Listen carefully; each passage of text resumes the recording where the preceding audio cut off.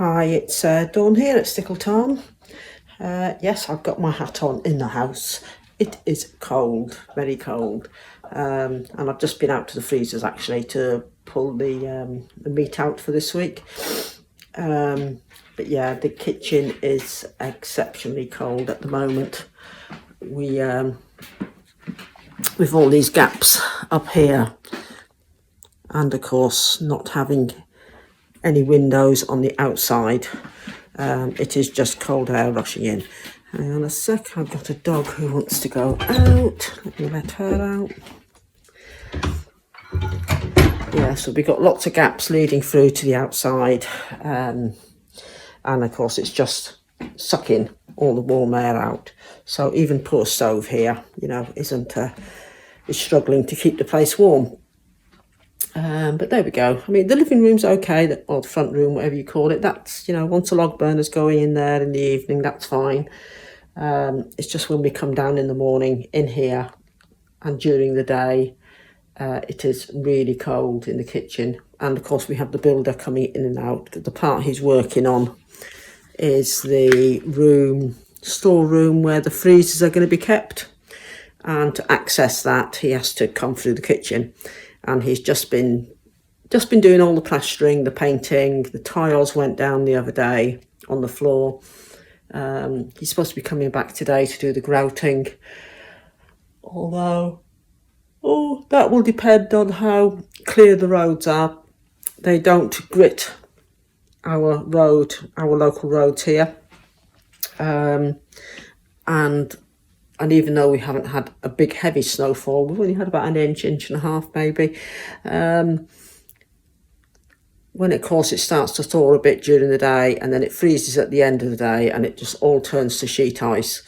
And they don't grit them roads at all going over the mountain, so it can be quite treacherous, and a lot of people won't venture up over the mountain.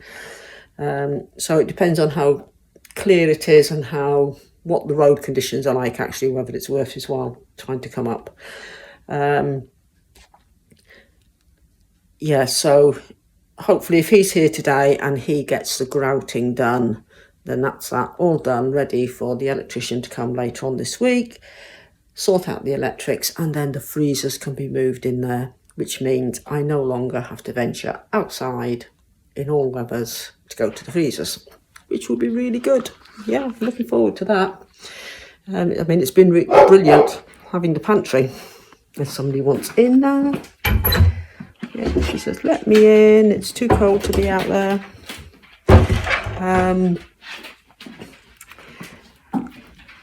So I've been out to the freezers, pulled out all the meat for this week. So trying to get it all cleared down so that, because as you will see on the video, the pigs went and we've had them back, so they're off at the butcher's now. So we really need to crack on and get as much space cleared as possible in the freezers. And we're doing quite well with that. I'll show you that on next week's video, how much space we've actually created now in the freezers. But let me show you what's on this week's menu, or sort of menu. Right, last night we had the sweet and sour prawns. And yeah, today is actually Monday morning. I've pulled out a goat shoulder and I've pulled out some dice goats, so we're having goat twice this week, not day after each other. And I've pulled out some turkey legs. There's 2 big turkey legs there I found, and some minced buffalo. The minced buffalo I should probably do a chili con carne with. Turkey legs I don't know yet. Dice goat will be a curried goat, or maybe even the goat shoulder might be curried goat, and then the dice goat will be, I don't know, some other sort of casserole. But also I have some cooked chicken left, so I'm going to make some chicken pies. I've still got them cooking apples in the fridge from last week that came in a fruit and veg box, so I'm going to make up some fruit pies for Martin. And the pig's liver we've got, so I'm going to make up some liver pate. We've got a busy week coming up. I've got next weekend, I've got 3 days of farmers markets, and it's the last one before Christmas, so it'll be a real big push to move as much buffalo meat as possible. And as you see, my pantry is now, the doorway is covered over because the cold air coming in was just horrendous. But yes, so there's some cooked chicken there. I'm going to mix some veg with it, make up a few pies. There's some chicken stock, yeah, turkey legs, goat, and of course the minced buffalo. And I've pulled out the pre-cut pastry that I've got so that I can get all the pies made up. So that's it for this week. Enjoy the rest of the video, and I'll catch up again with you soon. Right, the manners have been now brought in for winter, and that's the extra bit Martin was putting on their shelter. So they've got their sleeping quarters in there, and this all just covers over their yard, give them a bit of extra protection from the rain. So we've got Lily, that's Lily, that's Lavender. Lavender is Lily's mum. There's Rosie just walking away, and there's this year's 2 little calves over the back. One hiding behind Rosie. Yeah, so it's just giving them that bit extra cover. So now that's the mother's done, he's just got the boys one to finish off. And then that'll be everybody tucked in for winter. They do have a haylage rack in here as well, so we can put the rounds straight in. And of course having the extra cover on top means they don't get as wet. Hey ladies, what do you think to your new bedroom? Hey, good is it? Is that good, Lily? Yeah.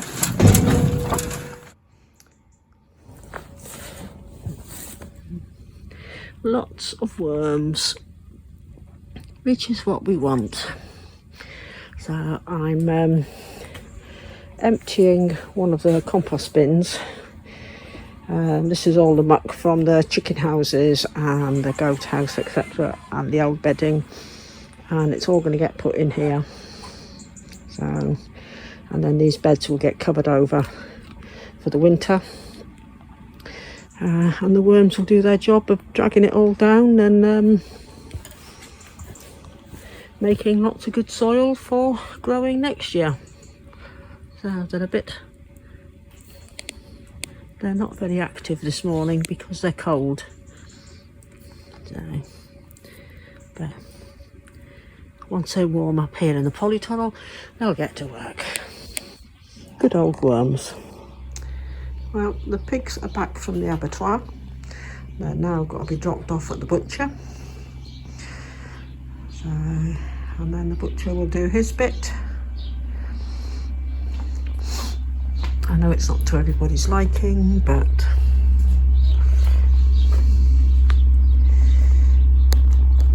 we know they've had a good life. Anyway, will they?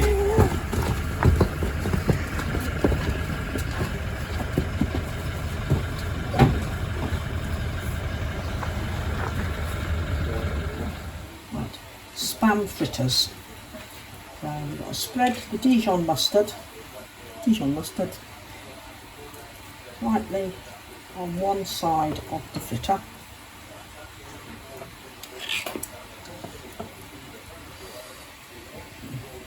And the recipe that I'm following does say you can add some cheese as well, but I don't eat cheese, so we're not having that.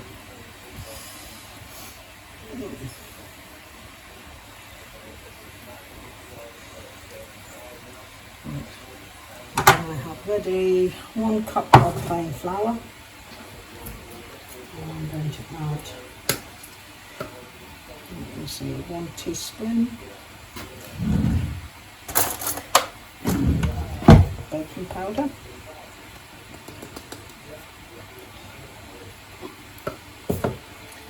And 1/4 teaspoon of white pepper.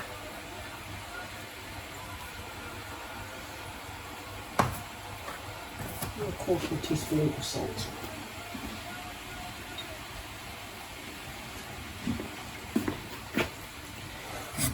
I'm going to get mixed together.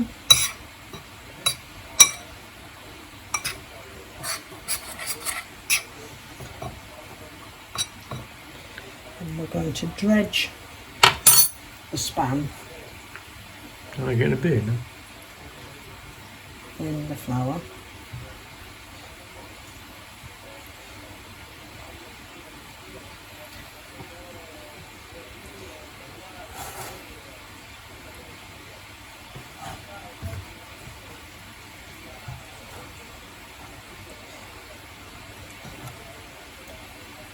Oops, it's broke.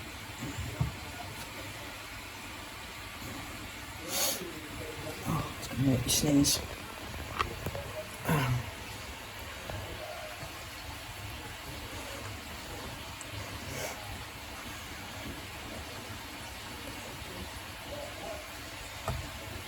once this is done, we then mix 1 cup of cold beer or lager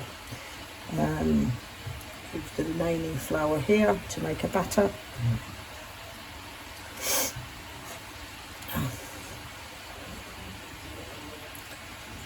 Right, so that's then dredged. This one. And the lager, we're using Foster's because that's Martin's preferred drink. It's being mixed in with the flour. You have to mix gently, making sure you don't burst all the bubbles because you want a light bubbly batter.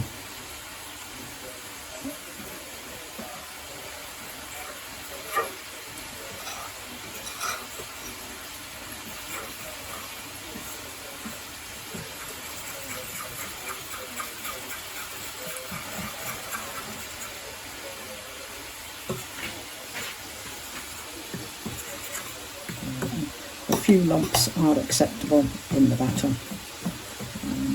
And once our oil is ready, we dip the fritters in and we'll deep fry them.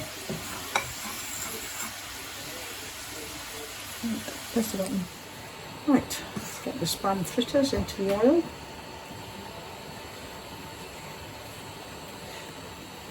Into the batter.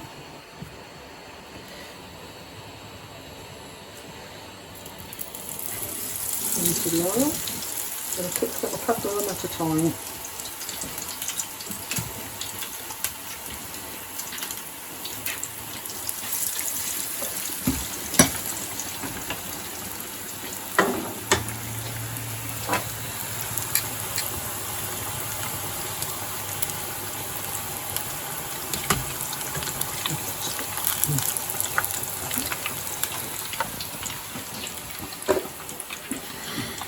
You can shallow fry, but the beer batter doesn't come out so well shallow frying. You need it all fizzled up and bubbly.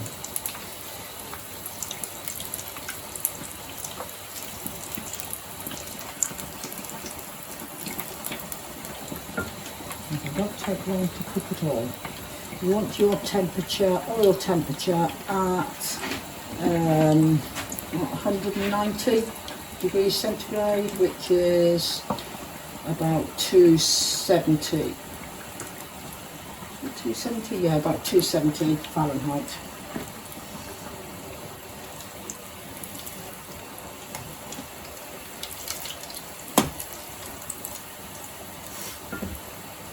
supposed to be 8, but one of them broke up.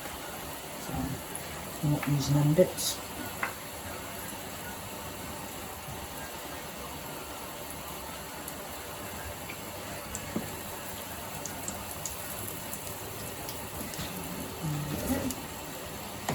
And 2 out once they're golden brown.